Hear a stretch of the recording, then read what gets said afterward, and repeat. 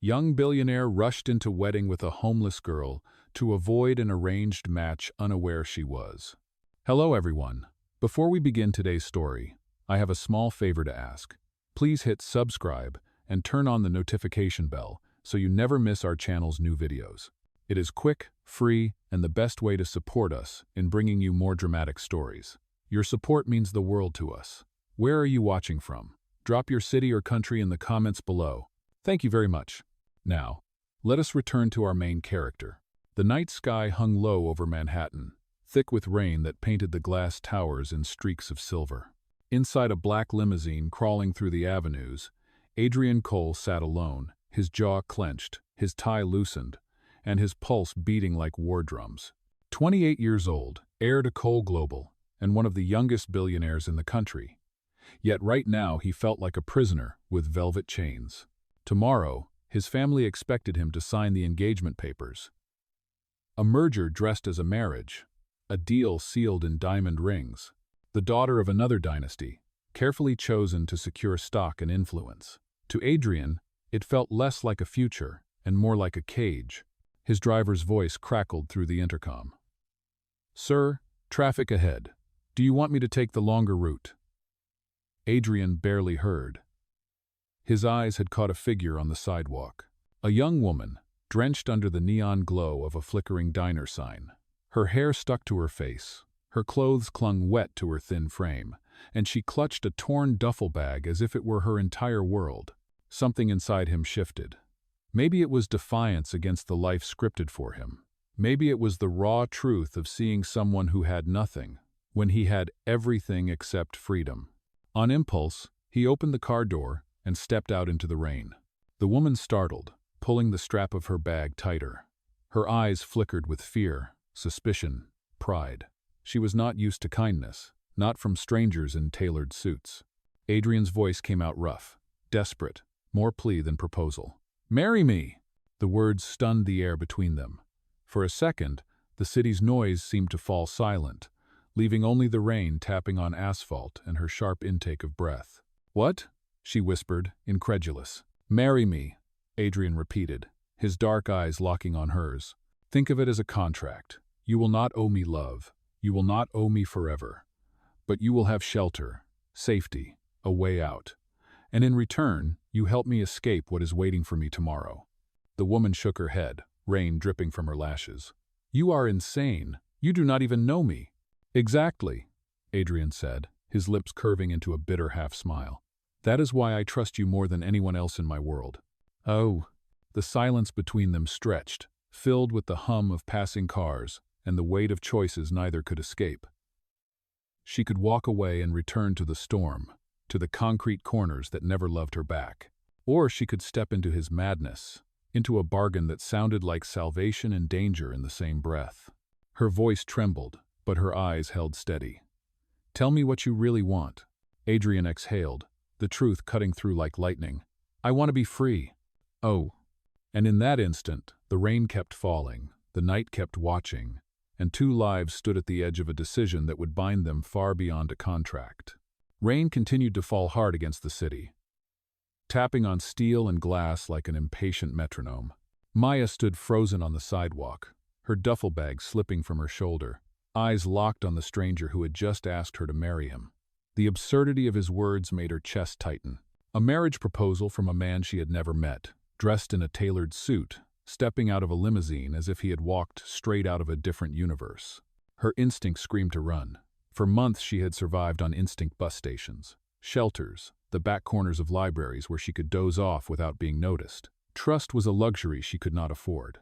Yet the look in his eyes unsettled her. They did not shine with arrogance or entitlement. They burned with desperation, the same kind of cornered fear she had seen in her own reflection countless times. Adrian held her gaze, unflinching. "I am not asking for love. I am asking for an agreement, one that saves us both." His voice did not tremble, but there was a raw edge beneath the calm surface. Maya swallowed, her throat tight. "And what do I get out of it? A lifetime chained to someone I do not know?" He shook his head. "Not a lifetime. Just enough to free me from the marriage my family demands. You will have shelter, food, a roof over your head, and money for a fresh start when it is done. All written, all legal. No tricks. The word shelter struck her harder than she wanted to admit. Only hours ago, she had been pushed out of a narrow cot in a women's shelter because her week's allowance had run out. Her last paycheck from waitressing had been eaten by overdue rent, and the diner had already hired someone else. She had nowhere to go. The night air was sharp with cold, her clothes soaked through, and the city felt merciless. Her pride whispered walk away. But the truth was brutal. There was nothing left to walk toward. Maya tightened her grip on her duffel bag, fighting the tremor in her hands. Why me? You could hire someone. Any actress, any model, would play the part for you. Adrian's jaw flexed, his voice low. Because they would expect something in return. You do not even want to be here. That makes you honest. I need someone who will not turn this into another transaction. The words dug into her, uncomfortable, exposing. She had spent her whole life being overlooked, invisible to people like him. Now, for the first time, someone powerful was calling her honest. Thunder rolled above them. Adrian pulled a sleek leather folder from inside his coat, shielding it from the rain. He flipped it open to reveal documents, a contract already prepared, his signature at the bottom waiting for another beside it. This is real. If you say yes, everything changes tonight. Her eyes skimmed the pages, the letters blurring through the raindrops. Shelter, food, safety. All the things she had been clawing for, suddenly within reach. But also a vow, a bargain written in ink that would tie her to him. She lifted her chin, forcing her voice steady. If I agree, there are rules. My rules. Adrian tilted his head, curious. Name them. 1. No touching beyond what appearances demand. 2. No lies about what this island. We both know it is not love.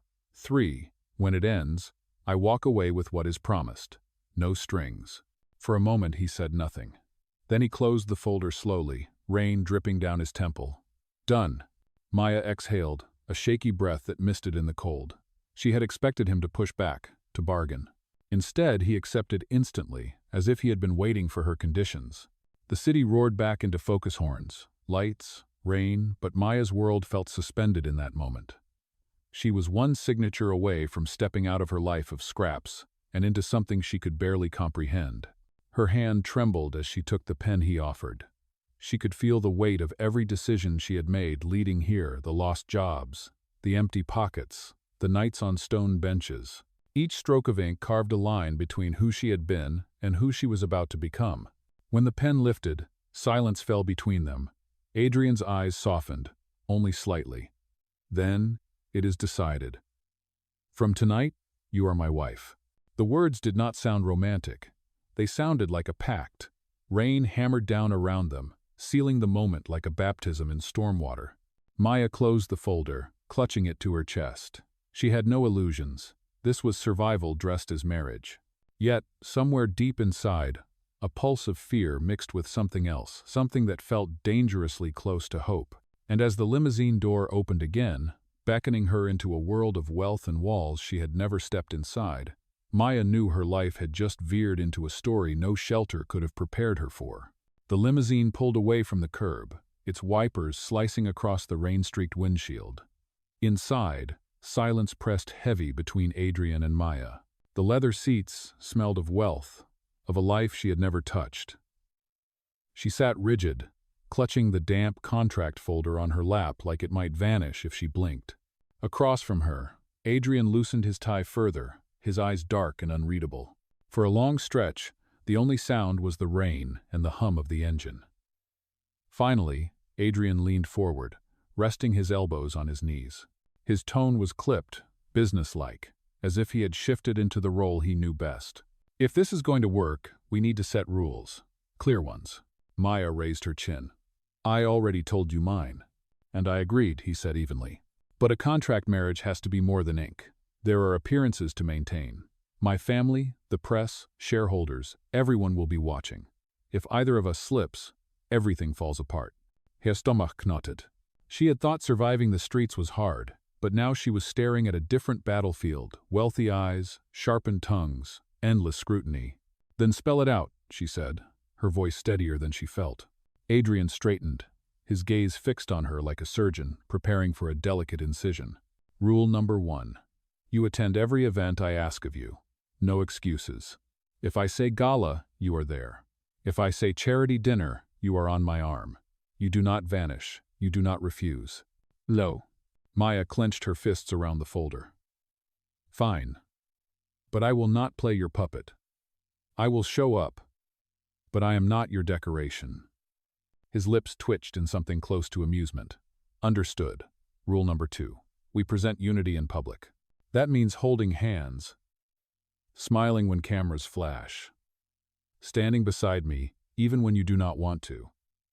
Behind closed doors, you can curse me all you like. But out there, we are a team. The words struck her with a weight she had not expected. Pretend unity. Pretend affection.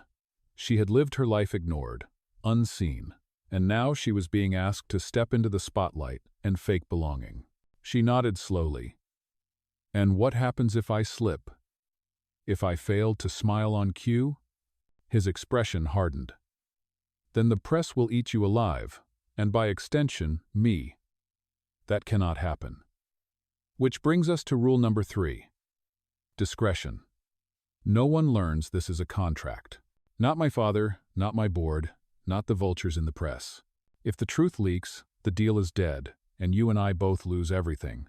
Maya bristled, heat flaring in her chest. You think I would sell you out? You think I have anyone to tell? Adrian studied her for a beat, then his gaze softened slightly. No. But secrecy is survival in my world. It is not personal. It is reality. Rain blurred the city lights outside, each drop streaking against the glass like an unwritten warning. Maya exhaled, her voice low but firm. Then I have one more rule. You do not get to control me outside of appearances. I may be your wife on paper, but I am still my own person. I will not be ordered around. For a heartbeat, Adrian's jaw tightened, and she wondered if he would push back. Then he leaned back against the seat, crossing his arms. Agreed. I do not want a puppet. I want a partner who can hold her ground. Just remember this is temporary. When the time comes, you walk away with what I promised. No strings. The car slowed, rolling up a long drive lined with lamps that glowed like fireflies in the storm. Through the rain-streaked window, Maya glimpsed towering columns and a mansion that seemed to rise out of another world. Her chest constricted. She had signed a contract, yes, but nothing had prepared her for the scale of what she was stepping into. As the limousine stopped, Adrian's voice dropped, quieter, almost unreadable. From tonight on, Maya, you carry my name. Whatever you think of me, whatever you think of this deal, the world will see you as my wife. Do not underestimate what that means. The driver opened the door. Cold air rushed in, carrying the scent of wet earth and roses from the manicured gardens. Maya tightened her grip on the folder and stepped out into the storm, her worn shoes sinking slightly into the gravel. She felt small, dwarfed by the mansion's marble facade, yet inside her something braced, ready. Rules had been drawn, contracts signed, boundaries marked. But as she stared at the gleaming windows towering above, she could not shake the thought. Rules had a way of breaking when hearts were involved, and tonight was only the beginning. The next morning arrived not with warmth but with the blinding brightness of chandeliers that stretched across the grand dining hall. Maya blinked against the polished marble floors, the scent of coffee and fresh pastries drifting through the cavernous space. She sat awkwardly at the edge of a chair, her thrift store shoes squeaking on the floor whenever she moved. Adrian had already left for his office downtown, but he had not left her alone. A small army of staff hovered in the background, and at the center of it stood a woman with sharp eyes and a tablet clutched in her hand. I am Victoria, personal assistant to Mr. Cole. From this moment, you answer to me when he is away. We have 3 days before the gala. 3 days to transform you into someone the press cannot tear apart. Maya bristled at the word transform. She was not clay to be molded, but the weight of the contract in her bag reminded her that she had agreed to this. Victoria clapped her hands. 2 stylists wheeled in racks of gowns, shimmering fabrics in colors Maya had never dared to touch. Another set down boxes of heels, delicate and sharp as weapons. A hairdresser with sleek gloves circled her like a hawk sizing up prey. The next hours blurred into a whirlwind. Her hair was brushed until it gleamed, her nails polished to a glossy sheen. She was slipped into gowns worth more than she had ever earned in her life. The seamstresses whispered about adjustments, their hands tugging at seams and fabric while Maya stood stiffly, clutching her own arms. At one point, Victoria gestured toward a mirror. "Look." Maya turned, and the reflection staring back nearly startled her. The girl in the mirror wore emerald silk that clung to her waist and flared at her ankles. Her hair framed her face in soft waves, her lips glossed a muted rose. She looked nothing like the girl who had signed a contract in the rain. Her throat tightened. "I do not even recognize myself." Victoria's eyes softened, just for a second. "That is the point." Oh, but the makeover was only half the battle. In the ballroom, under the echo of vaulted ceilings, another lesson began. She was handed a crystal glass and taught how to tilt it without spilling. She was corrected when she held her fork the wrong way.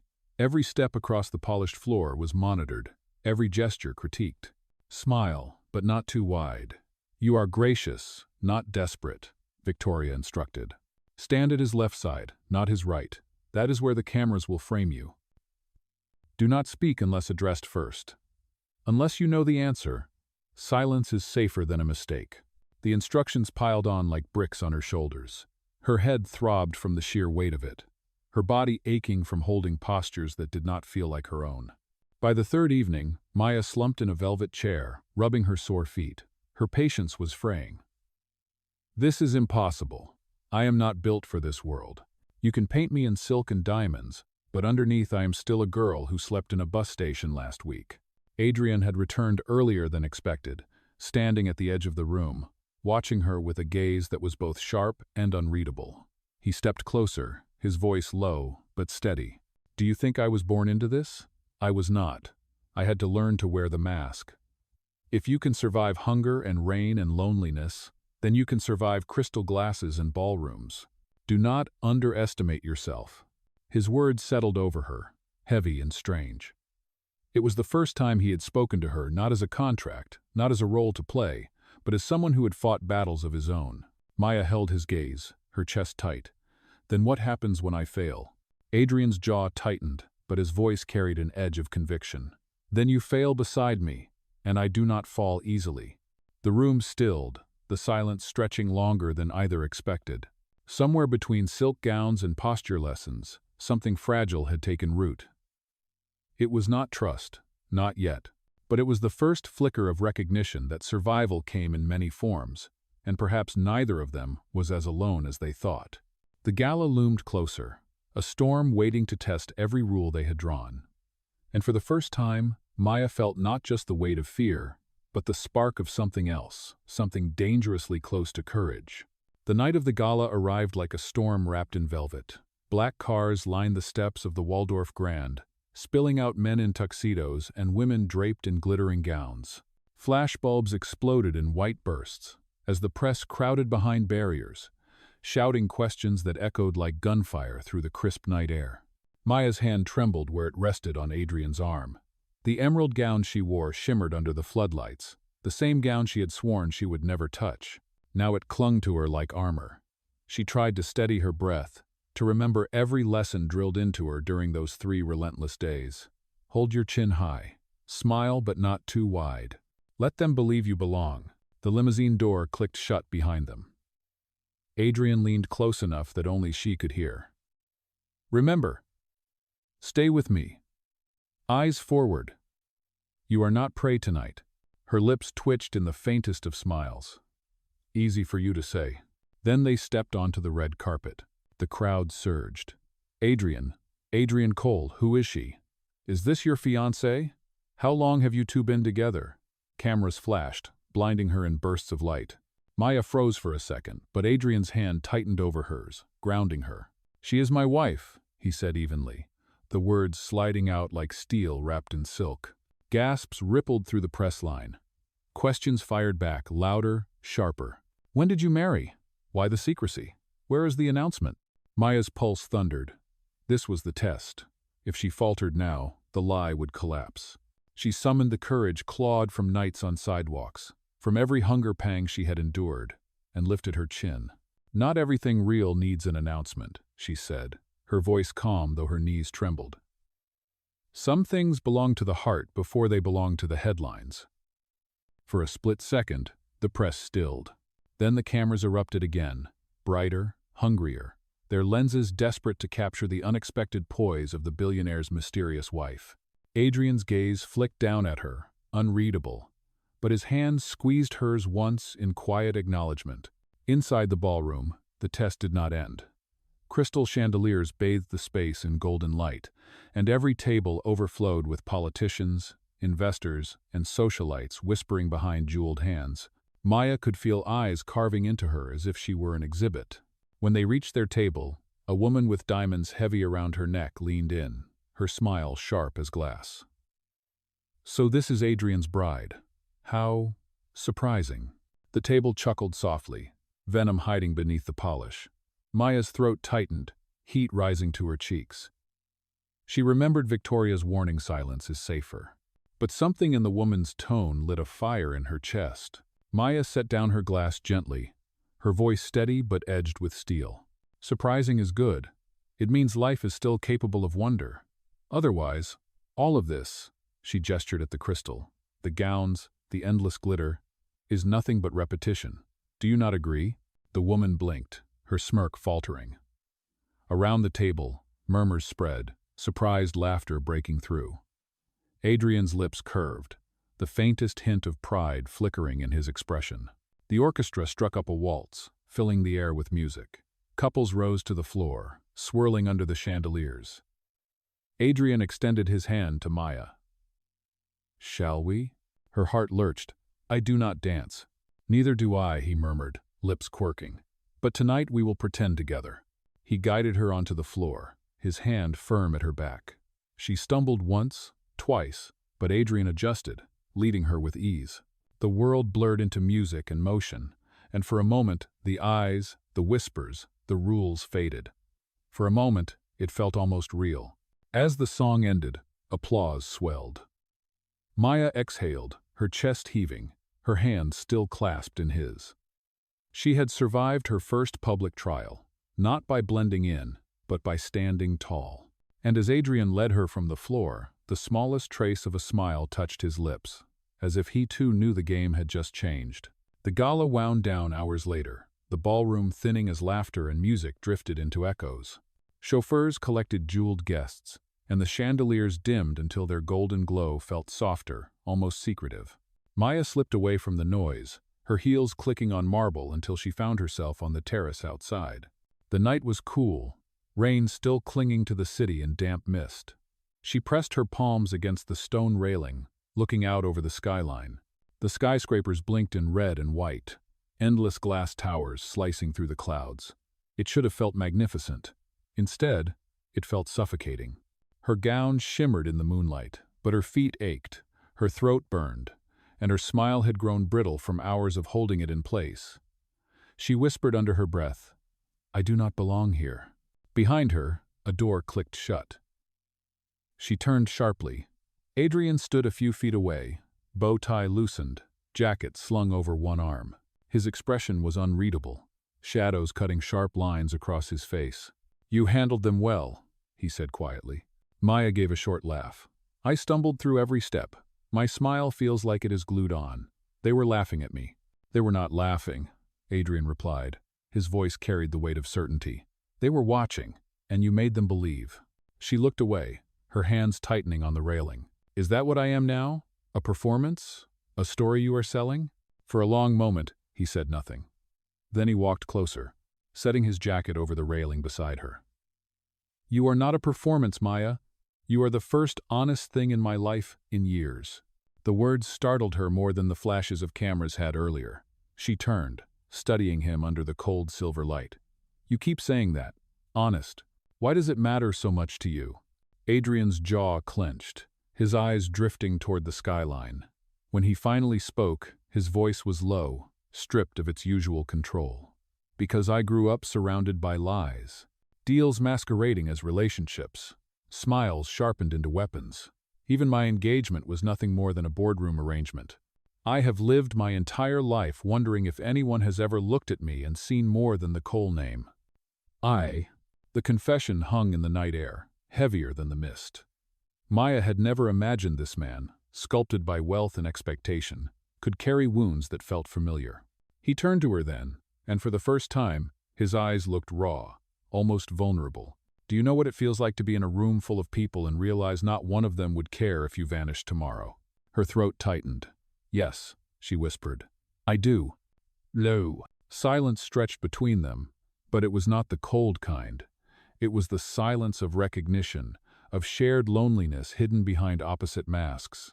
Maya hesitated, then spoke softly. You think I am honest because I am poor, because I have nothing to gain from you. But the truth is, I agreed to this because I was desperate. I needed shelter, food. I am not noble, Adrian. I am just surviving. Adrian studied her, his expression unreadable. Then, slowly, he shook his head. Survival is not weakness. Survival is proof of strength. You face the world with nothing and you are still standing. That is more than most people in my world can say. His words slipped under her skin, warming places she had tried to keep frozen. She looked back at the skyline, trying to hide the tremor in her voice. What happens when the contract ends, when the lights fade and the world forgets this little arrangement? Adrian's answer was quiet, almost fragile. I do not know. For the first time in my life, I do not have an answer. Maya met his gaze, and something shifted between them. Not love, not yet. But the walls they had built, his of power, hers of pride, had cracked just enough for a single truth to slip through. The city stretched before them, vast and indifferent.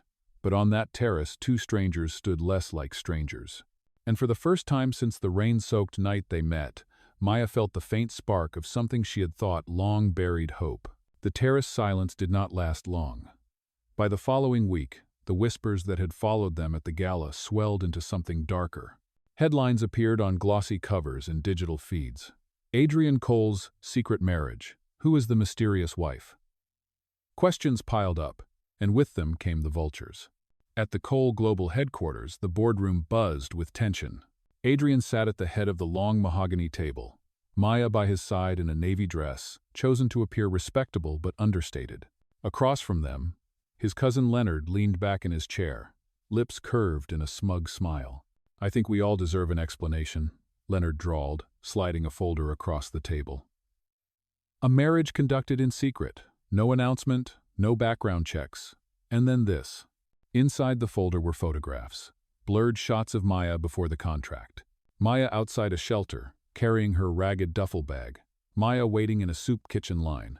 Each picture screamed poverty, broadcast for judgment. Gasps circled the table. Board members shifted uncomfortably. One of them muttered, "This is the woman who represents our company now?" Maya's pulse thundered in her ears, her cheeks burning. She felt the ground tilting beneath her, the carefully built mask threatening to collapse. Leonard's smile widened. It seems our young CEO has been deceived, or worse, is deceiving us. A marriage of convenience, perhaps? A contract? What would the shareholders think? The word contract sliced through the air like a blade. Maya stiffened, her breath catching. He was too close to the truth. Adrian's fist tightened against the table. His voice came low. Dangerous. Enough. But Leonard pressed on. The Cole legacy is not a plaything, cousin. If this arrangement is exposed, the damage will be catastrophic. For you. For all of us. Perhaps it would be easier if you reconsidered your position as CEO. Step aside for someone willing to protect the family's reputation. The challenge was clear, the trap perfectly set. Either Adrian sacrificed Maya to protect his empire, or he clung to her and risked losing everything. Maya lowered her eyes, shame and fury battling inside her. This was her fault, was it not? She was the crack in his fortress. She wanted to stand, to shout, to prove she was more than the photographs painted her. But the words lodged in her throat. Adrian rose slowly, his chair scraping back. The boardroom fell silent. He stared at Leonard with a calm that was far more dangerous than rage. You want to question my judgment? Fine. But do not mistake my silence for weakness. I will defend what is mine, my company, and my wife. The declaration rolled through the room like thunder. Maya's breath caught, her chest tightening at the final word. My wife. Not contract. Not arrangement. Wife. But beneath the boldness, she could see it in his eyes, the storm gathering. The war had just begun, and she was at the center of it. The days after the boardroom ambush unfolded like a tightening noose. Gossip columns feasted on the photographs, painting Maya as a gold digger who had clawed her way into wealth. Invitations that had once been extended with polished smiles now arrived late, or not at all. Every glance in the street felt like a whisper sharpened into judgment. Maya withdrew into herself, retreating to the quiet corners of the mansion. She told Adrian she could leave, that ending the contract would save his empire. You do not need me to drag you down, she said one night, her voice raw. You can annul this, pretend it never happened. But Adrian only studied her, silent and unyielding. He did not answer then. He was already planning. 2 weeks later, at a charity gala hosted by the Carter Foundation, the storm broke. The ballroom brimmed with journalists, donors, and business leaders eager to dissect the scandal. Leonard hovered near the stage, certain his triumph was near. Adrian stepped onto the platform, Maya at his side. Cameras erupted in flashes, the air humming with anticipation. He began speaking of philanthropy, of the company's commitments. Then, without warning, he shifted. Many of you have read the stories, he said, his voice carrying across the gilded hall. You have seen the photographs meant to shame my wife. You have whispered about contracts, about convenience, about deception. Tonight, I will answer. The crowd hushed, leaning closer. Maya's heart pounded, her palms clammy. Adrian gestured toward her, his eyes locked with hers. Yes, when I met Maya, she was not part of this world. She had no fortune, no legacy, no polished pedigree. What she had was honesty, resilience, and the kind of strength money cannot buy. When the world offered me alliances wrapped in diamonds, she offered me truth. That is why I married her. Gasps rippled through the hall. Leonard's face drained of color. Adrian stepped closer to Maya, his voice softening but still reaching every corner. This marriage may have begun with rules and appearances, but tonight, let me make one thing clear. My love is not an arrangement. It is real. And if protecting her means losing everything else, then so be it. For a breathless moment, silence held. Then applause erupted, rolling like thunder across the ballroom. Some clapped reluctantly, others fervently, but all eyes were on Adrian and Maya, standing together. Maya's chest tightened, her eyes stinging with tears she fought to contain. In front of the world, he had chosen her not out of obligation, not out of contract, but out of conviction. And in that choice, the lie that had begun in rain and desperation began to feel dangerously, impossibly true. The fallout from Adrian's declaration at the gala was immediate.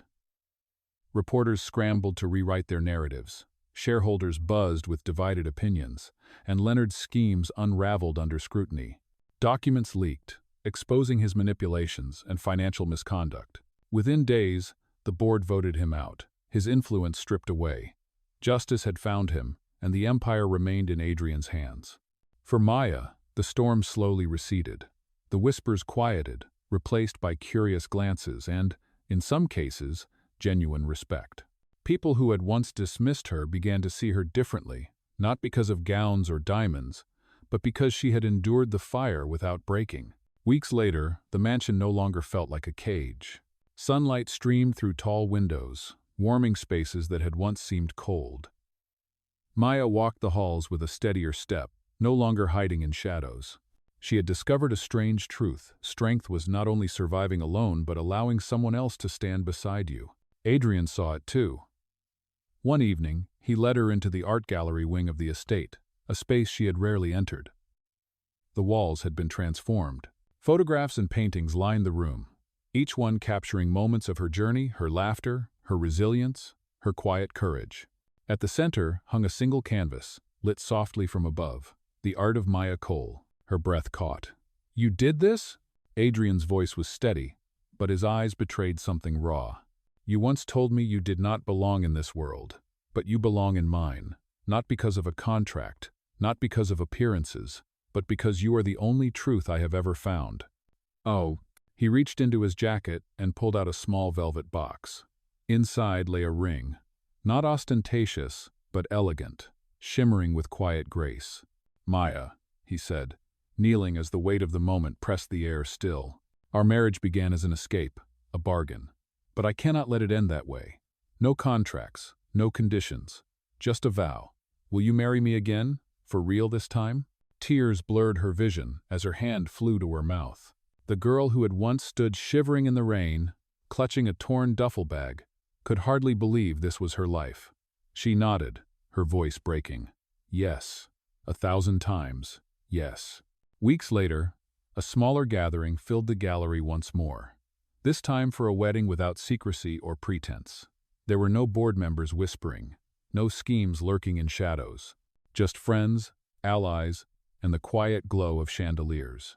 Adrian placed the ring on her finger, his voice firm and clear. "No contract this time. Only forever." Applause rose, warm and genuine. Maya smiled through her tears, her heart steady at last. From the storm of a bargain to the promise of real love, they had found their way to each other. And as Adrian kissed his bride, the world outside faded. Theirs was no longer a marriage of survival. It was a marriage of choice, of truth, and of love that had been tested and proven stronger than power itself.